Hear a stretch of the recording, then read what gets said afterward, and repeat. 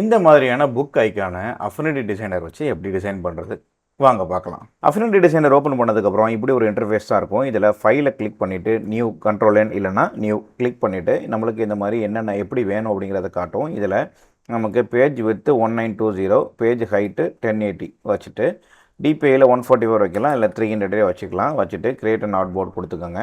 Colour இப்போதைக்கு ஆர்ஜிபியிலே இருக்கட்டும், இல்லைனா கலர் உங்களுக்கு சிஎம்கே வேணும்னா ஆர்ஜிபியிலேருந்து சிஎம்ஐக்கே நீங்கள் மாற்றிக்கலாம். இப்போ நம்ம ஆர்ஜிபியில் இருக்கல எந்த பிரச்சனையும் இல்லை. ஸோ லேஅவுட் போயிட்டோம். கிரியேட் டாட் போர்டு இப்போதைக்கு நமக்கு தேவையில்லை. ஸோ தேவைப்பட்டால் நம்ம கொடுத்துக்கலாம். இப்போ நம்மளுக்கு தேவையில்லை, கிரியேட் கொடுத்துக்கிட்டேன். இப்போ நமக்கு இப்படி ஒரு பேஜ் கிடச்சிரும். இதை கண்ட்ரோல் மவுஸ் ஸ்க்ரால் வீல் நம்ம ஸ்க்ரால் பண்ணோன்னா இது பெருசாவோ சிறுசாவோ ஆகும். உங்களுக்கு ரைட் சைடில் இந்த மாதிரியான ஒரு டூல் இருக்கும். இதை நான் ஷிஃப்ட் ப்ளஸ் ஹச் ப்ரெஸ் பண்ணி ஹைட் பண்ணியும் திருப்பி அதே ஷிஃப்ட் ஹச் ப்ரெஸ் பண்ணி இதை ஓப்பன் பண்ணியும் வச்சுக்கிட்டேன். இந்த புக் ஐக்கான பண்ணுறதுக்கு நமக்கு ஒரு ஹெக்ஸகன் வேணும். அந்த ஹெக்ஸகன் எங்கேருந்து போடுறதுனா இந்த பாலிகான் டூலை வச்சு போடுவாங்க. பாலிகான் டூல் வந்து இது வந்து ஏக்கு ஒரு டூலுக்கு மேலே இருக்கும். உங்களுக்கு இப்படி பாலிகான் டூல் இல்லைன்னு சொல்லி சொன்னால் இதை ரைட் கிளிக் பண்ணிங்கன்னா இங்கே டூல்ஸ் காட்டும். இதில் ட்ராப்பசைடுக்கு கீழே பாலிகான் இருக்கும். அதை கிளிக் பண்ணிவிட்டு ஷிஃப்ட்டு ப்ரெஸ் பண்ணி கிளிக் அண்ட் ட்ராக் பண்ணிக்கிறேன். இல்லைன்னு சொல்லி சொன்னால் இர்ரெகுலராக வரும். ஹைட் அண்ட் விட்த்து கரெக்டாக 1:1 ரேஷியோவில் வரணும்னா நீங்கள் ஷிஃப்ட்டை ப்ரெஸ் பண்ணி கிளிக் அண்ட் ட்ராக் பண்ணிக்கலாம். இப்படி வந்துருச்சு. உங்களுக்கு பார்க்க ஈஸியாக இருக்கணுங்கிறதுக்காக இதை கலரை கொஞ்சம் டார்க் ஆக்கிக்கிறேன். அதுக்கு இங்கே கலர் வீலில் ஹெச்எஸ்எல் வச்சுருக்கேன். உங்களுக்கு ஆர்ஜிபியோ வேறு எதாவது இருந்தால் ஹெச்எஸ்எல் நீங்களும் வச்சுக்கோங்க. ஈஸியாக என்ன ஃபாலோ பண்ணலாம். இதில் அந்த லூமினாசிட்டியை கொஞ்சம் நான் டார்க் பண்ணிக்கிறேன். ஓகே, இப்போ எனக்கு பென்டகன் இருக்குது, ஹெக்ஸகன் வேணும். அதுக்கு நான் இங்கே இந்த சைட்ஸை 6ன்னு மாற்றிக்கிறேன். எனக்கு ஒரு ஹெக்ஸகன் கிடச்சிருச்சு. இப்போ இதோட ஹைட்டை நான் கிளிக் பண்ணி சின்னதாக்கிக்கிறேன். ஒரு புக்கோட பேஸ் ஷேப்புக்கு ஏற்ற மாதிரி சின்னதாக்கிக்கிட்டேன். இதை நான் ரொட்டேட் பண்ணணும். ரொட்டேட் பண்ணுறதுக்கு நான் என்ன பண்ண போகிறேன்னா இந்த மேலே இருக்க ஐக்கானை கிளிக் பண்ணி ஷிஃப்ட்டை ப்ரெஸ் பண்ணி நான் ரொட்டேட் பண்ணிக்கிட்டேன். இல்லை நார்மலாகவும் நீங்கள் ரொட்டேட் பண்ணிக்கலாம், ஒன்றும் பிரச்சனை இல்லை.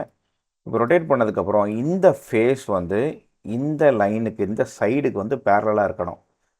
அது கொஞ்சம் சிரமமாக இருக்கிற மாதிரி இருக்கும் உங்களுக்கு, ஒன்றும் பிரச்சனை இல்லை. கண்ட்ரோல் ஆர் ப்ரெஸ் பண்ணிங்கன்னா உங்களுக்கு இந்த ரூலர் கைடு வந்துடும். இதை நீங்கள் கிளிக் பண்ணி ட்ராக் பண்ணிங்கன்னா இந்த ரூலரில் வச்சு நீங்கள் கிளிக் பண்ணி ட்ராக் பண்ணிங்கன்னா இந்த மாதிரி ரூலர்ஸை நீங்கள் போட்டுக்கலாம். இது உங்களுக்கு வேண்டான்னா இந்த மாதிரி அதுக்கு மேலே ஹவர் பண்ணும்போது டபுள் ஹெட் ஆரோ கிடைக்கும். அல்ட்டை ப்ரெஸ் பண்ணி கிளிக் பண்ணிங்கன்னா இந்த ரூலர்ஸ் வந்து போயிடும்.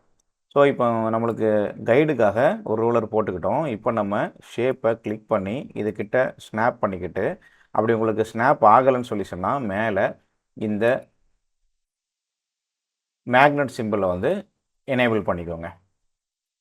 ஸ்னாப் பண்ணிவிட்டு ரொட்டேட் ஐக்கான் இந்த இது ஹேண்டிலை பிடிச்சி ரொட்டேட் பண்ணுறேன். ரொட்டேட் பண்ணி ஓரளவுக்கு இதை பேரலாக ஆக்கிக்கிறேன். ஓகே, இப்போ பேரலாக ஆகிடுச்சு. இதை மறுபடியும் நார்மல் ஆக்சஸ் கொண்டு வரணும். அதுக்கு நீங்கள் இதை கிளிக் பண்ணி நீங்கள் ட்ராக் பண்ணி ஷிஃப்ட் அமைக்கி ட்ராக் பண்ணி கொண்டு வரலாம். இல்லைன்னு சொல்லி சொன்னால் இங்கே ட்ரான்ஸ்ஃபார்ம் பேனலில் ரொட்டேஷனில் ஆர் இருக்குது பார்த்தீங்களா, அதில் நீங்கள் 0 அடிச்சிங்கன்னா இது உங்களுக்கு ரொட்டேஷன் நார்மல் ஆகிடும். இப்போ இந்த கைடு எடுத்துடுறேன்.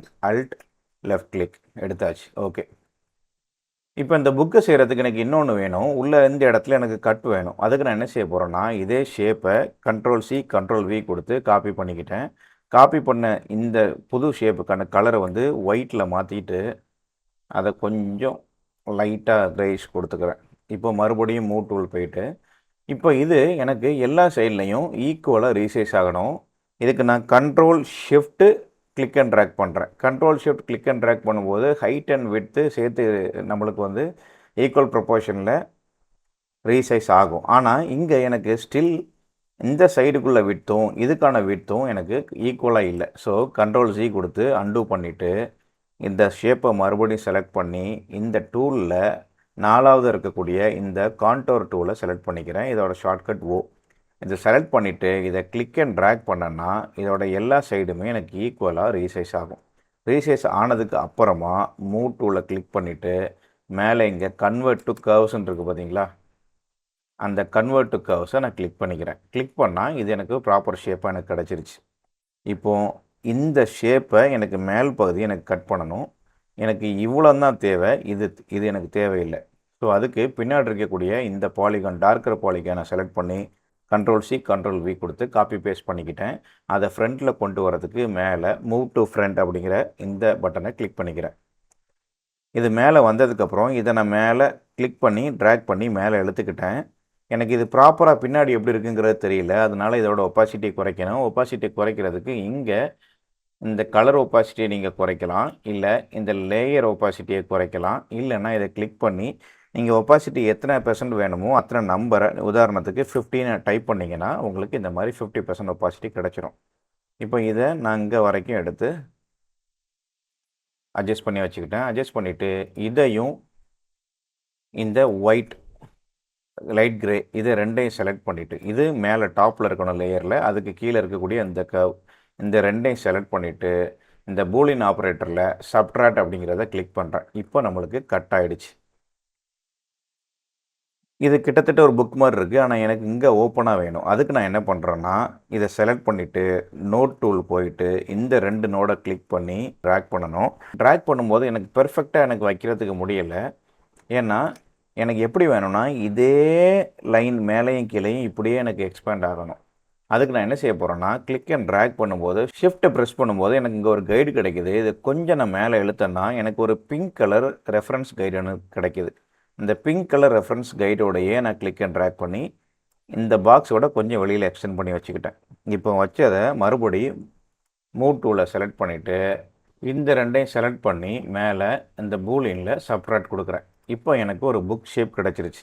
ஆனால் இந்த புக் இன்னும் கொஞ்சம் நீளமாக இருக்கலாம்னு நினைக்கிறேன். ஸோ இதை மறுபடியும் செலக்ட் பண்ணிவிட்டு நோட் டூலில் போயிட்டு இந்த நோட் அப்புறம் இந்த 4 நோடை கிளிக் பண்ணிவிட்டு செலக்ட் பண்ணிவிட்டு இந்த நோடில் கிளிக் பண்ணி ஷிஃப்ட்டை ப்ரெஸ் பண்ணிவிட்டு கிளிக் அண்ட் ட்ராக் பண்ணுறேன். இப்போவும் அந்த பிங்க் கலர் கைடு கூடவே நான் ட்ராக் பண்ணுறேன். இப்போ எனக்கு அந்த புக் கொஞ்சம் நீளமான ஒரு புக்காக கிடச்சிருச்சு. அடுத்து இது புக் மாதிரி இல்லாமல் கொஞ்சம் பிரிக் மாதிரி இருக்குது. இதை கொஞ்சம் எனக்கு கர்வ் பண்ணால் நல்லாயிருக்கும். இந்த லொக்கேஷன் இந்த பாயிண்ட்ஸ்லாம் கர்வ் பண்ணால் நல்லாயிருக்கும். ஸோ இதை ப்ரெஸ் பண்ணிவிட்டு இங்கே இந்த கார்னர் டூல் அப்படின்னு இருக்குல்ல, இதை செலக்ட் பண்ணலாம். இல்லைனா இதோட ஷார்ட்கட் வந்து சி.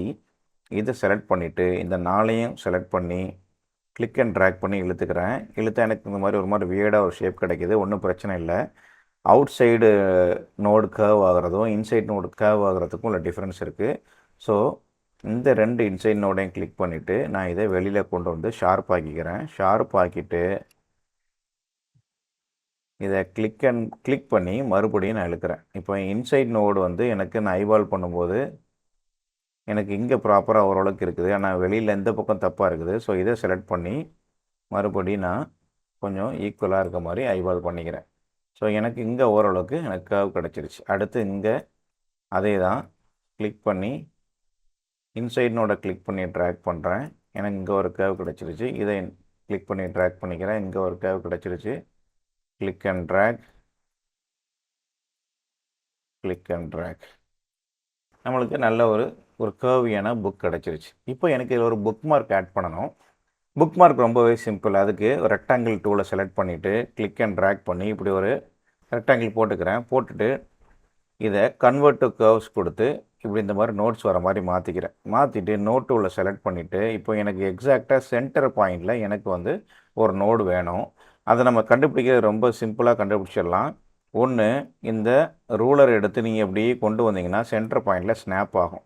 ஸோ ஸ்னாப் ஆனதுக்கப்புறம் அந்த சென்டர் பாயிண்டில் பாட்டமில் ஒரு நோடை கிளிக் பண்ணிவிட்டு இதை கிளிக் பண்ணி ஷிஃப்ட்டு ப்ரெஸ் பண்ணிவிட்டு ட்ராக் பண்ணி மேலே எடுத்துக்கிட்டேன்.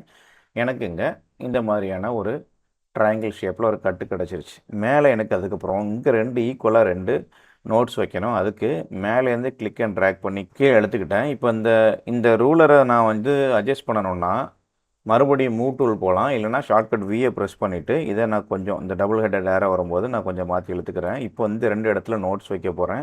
ஸோ இதுக்கு நோட் டூலை செலக்ட் பண்ணிவிட்டு இந்த நம்மளுடைய ஷேப்பை நான் கிளிக் பண்ணிக்கிட்டால் இந்த மாதிரி காட்டும். இப்போது இங்கேயும் இந்த கைட் டூல் எங்கே இருக்குதோ அங்கே நான் 2 நோட் போட்டுக்கிட்டேன். அதுக்கப்புறம் டாப்பில் இருக்கிற 2 நோடையும் செலக்ட் பண்ணிவிட்டு கிளிக் அண்ட் ஷிஃப்ட்டு லெஃப்ட் சைடில் ட்ராக் பண்ணி எடுத்துக்கிட்டேன். இப்போது இந்த 2 நோடையும் செலக்ட் பண்ணிவிட்டு கர்வ் டூல், கார்னர் டூலை கிளிக் பண்ணிவிட்டு இதை நான் கர்வ் பண்ணிக்கிறேன்.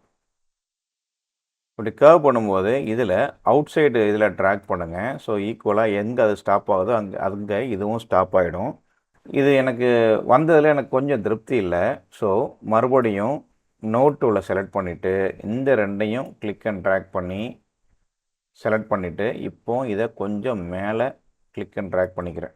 ஸோ இப்போது எனக்கு இந்த புக்கிலேருந்து இது வெளியில் வர மாதிரி வைக்கணும். அதுக்கு நான் இதை செலக்ட் பண்ணி இந்த புக்கு கிட்ட வச்சுக்கிட்டேன். புக்கு கிட்ட வச்சுட்டு இது வந்து இந்த புக்குக்கு பேரலாக இருக்கணும். அதுக்கு நம்ம ரொட்டேட் பண்ணால் நமக்கு அந்த புக்லேருந்து வெளியே நீட்டிகிட்டு இருக்க மாதிரி இருக்குது. எனக்கு இப்படி வேண்டாம், இது இந்த மாதிரி வெர்டிக்கலாக இருக்கணும். ஆனால் இதுக்கு ஈக்குவலாக எனக்கு இதிலேருந்து வெளியில் வர மாதிரி இருக்கணும். அதுக்கு என்ன செய்யணும்னா, மூவ் டூலை செலக்ட் பண்ணிவிட்டு ரைட் சைடு இந்த டாட்டுக்கு பக்கத்தில் நீங்கள் உங்களுடைய கர்சரை கொண்டு போனீங்கன்னா அந்த மாதிரி டபுள் ஹெட்டட் ஏரோ வரும். இதை கிளிக் அண்ட் ட்ராக் பண்ணி எடுத்துக்கிட்டிங்கன்னா இந்த மாதிரி நீங்கள் இதை ஷேர் பண்ணிக்கலாம். கீழே பார்த்தீங்கன்னா ரொட்டேஷன் எஸ்ன்னு இருக்குது பார்த்தீங்களா, எஸ் வந்து ஷேர் இங்கே இந்த மாதிரி ஸ்கியூ பண்ணியிருக்கு அப்படின்னு. ஓகே, இதை நான் கரெக்டாக இதுக்கு பேரலாக நான் ஐபால் பண்ணியிருக்கேன். பேரலாக இருக்கான்னு செக் பண்ணுறதுக்கு அது கிட்ட போய் கூட நீங்கள் செக் பண்ணிக்கலாம். நமக்கு ஓரளவுக்கு பெர்ஃபெக்டாக தான் இருக்குது. ஸோ இதை நம்ம அங்கே வச்சாச்சு. இப்போது இந்த புக் மார்க் நல்லா இருக்குது, ஆனால் இருந்தாலும் எனக்கு இங்கே ஒரு சின்ன கட் இருந்தால் நல்லாயிருக்கும். அதுவும் ரொம்ப சிம்பிள். அதுக்கு என்ன பண்ண போகிறோன்னா, இந்த புக் மார்க்கை செலக்ட் பண்ணிவிட்டு Ctrl+C Ctrl+V கொடுத்து மறுபடியும் இந்த ஆஃப்செட் டூல் நம்ம செலக்ட் பண்ணி கான்டோர் டூலை செலக்ட் பண்ணிவிட்டு கிளிக் அண்ட் ட்ராக் பண்ணால் நம்மளுக்கு இப்படி பெருசாட்டு ஒரு ஷேப் கிடைக்கும். அந்த ஷேப்பை பேக் அப்பியரன்ஸ் கொடுத்துட்டிங்கன்னா இந்த மாதிரி ஒரு இது கிடச்சிடும். இந்த எக்ஸ்ட்ரா நோட்ஸை நம்மளுக்கு கிளிக் அண்ட் ட்ராக் பண்ணி நம்ம டெலீட் பண்ணிக்கலாம். இப்போது அந்த ஷேப்பை நம்மளுடைய பேஸ் ஷேப் கூட செலக்ட் பண்ணிவிட்டு நீங்கள் சப்ட்ராக்ட் பண்ணிங்கன்னா இந்த இடையில இருக்க கேப் வந்து நம்மளுக்கு கிடச்சிடும். ஸோ இப்போது அடுத்து ஃபைனலாக இதையும் செலக்ட் பண்ணி நாம் புக்காக மாற்றிக்கலாம். அதுக்கு ரெண்டையும் செலக்ட் பண்ணி பூலியன் ஆப்ரேட்டரில் ஆட் கொடுக்கலாம். ஆனால் ஃப்யூச்சரில் நீங்கள் இதை அட்ஜஸ்ட் பண்ணுவீங்க அப்படின்னு நினச்சிங்கன்னா, பண்ணலாம் அப்படின்னு வாய்ப்பு இருக்குதுன்னு நினச்சிங்கன்னா, நீங்கள் என்ன பண்ணலான்னா இதையும் செலக்ட் பண்ணி லேயரில் போயிட்டு கிரியேட் காம்பவுண்ட் அப்படிங்கிறத நீங்கள் கிளிக் பண்ணலாம். இப்போது இது ஒரு சிங்கிள் எலமெண்ட்டாக இருக்கும், ஆனால் இதை நீங்கள் அட்ஜஸ்ட்டும் பண்ணிக்கலாம். இதை என்ன மாதிரி அட்ஜஸ்ட் பண்ணலான்னா, இப்போ நம்ம புக் மார்க் இந்த இடத்துல ரொம்ப ஷார்ப்பாக இருக்குது, மற்றபடி இது எல்லாமே கொஞ்சம் பிளண்ட்டாக கர்வியாக இருக்குது. ஸோ இந்த புக் மார்க் மேலே நம்மளுடைய கர்சரை வச்சு கண்ட்ரோல் கிளிக் பண்ணிங்கன்னா இந்த புக் மார்க் மட்டும் செலக்ட் ஆகிடும். இப்போது இந்த கார்னர் டூல் கிளிக் பண்ணிவிட்டு இந்த கார்னர்ஸை செலக்ட் பண்ணிவிட்டு நீங்கள் கர்வ் பண்ணி கூட அட்ஜஸ்ட்மெண்ட் பண்ணிக்கலாம். இதுவே நீங்கள் பூலியன் ஆப்ரேட்டரில் பண்ணியிருந்தீங்கன்னா இதை உங்களால் பண்ண முடியாது. ஸோ அதை நான் செஞ்சு காட்டுறேன். இப்போது இந்த காம்பவுண்டை நான் கன்வெர்ட் டு கர்வ்ஸ் கொடுத்து நான் இதை பூலியன் ஆப்ரேட்டர் மாதிரி ஃபிக்ஸ் பண்ணிக்கிட்டேன். இப்போ நீங்கள் எங்கே போனீங்கன்னா இந்த கர்வ்ஸை அவங்களால மாற்ற முடியாது. இது வந்து மாற்றுறா இருந்தால் நம்ம கர்வ் டூல் வச்சு மாற்ற முடியாது, மற்றபடி இந்த நோட்ஸை வச்சு நம்ம அட்ஜஸ்ட் பண்ணுற மாதிரி இருக்கும். ஸோ இந்த அஃபினிட்டி டியூட்டோரியல் உங்களுக்கு ஹெல்ப் பண்ணியிருக்கும்னு நினைக்கிறேன். இது ரொம்ப சிம்பிளாகவும் இருந்திருக்கும், உங்களுக்கு ஃபாலோ பண்ண ஈஸியாக இருக்கும்னு நினைக்கிறேன். இதில் ஏதாவது உங்களுக்கு கொஸ்டின்ஸ் இருந்தாலோ, இதை எப்படி யூஸ் பண்ணுறது அப்படிங்கிற மாதிரி டவுட்ஸ் இருந்தாலோ கமெண்ட்டில் கேளுங்க, நான் உங்களுக்கு ஹெல்ப் பண்ணுறேன். Happy designing.